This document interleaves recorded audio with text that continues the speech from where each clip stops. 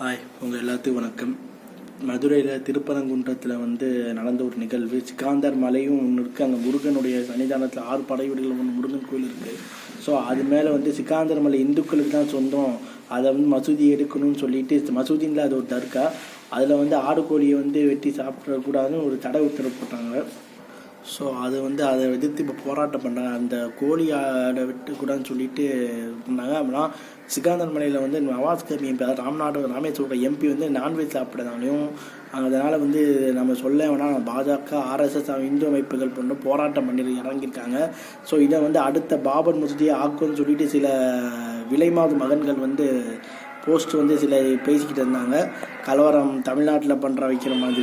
So இதை எதிர்த்து ஆர்ப்பாட்டம் பண்ணுறதுனால பலவரம் வரக்கூடாத நல்லெண்ணத்தில் தமிழ்நாடு அரசாங்கம் 144 தடை உத்தரவு திருப்பரங்குன்றத்தில் போட்டிருக்கு. அவங்கெல்லாம் கும்பலாக போகிறாங்க. இந்துக்களே வா, இஸ்லாமியர்கள் அதை பண்ணுறாங்க இதை பண்ணுறாங்கம்மா, நம்ம சிறுபான்மையில் ஆக்கிட போகிறோம்பாங்க.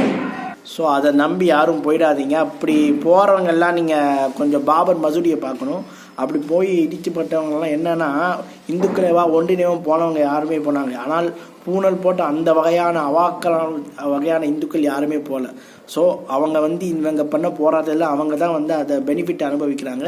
அவங்க அப்படி வாழ்க்கையில் ஒன்றுமே இல்லாமல் தான் இருக்கிறாங்க. ஸோ தமிழக மக்கள், நீங்கள் படிப்பாளிகள், புத்திசாலிகள், 1000 ரூபாய் காசுக்காகவும் பிரியாணிக்காகவும் வந்த கூட்டம் தான் அங்கெல்லாம் இருக்கும்.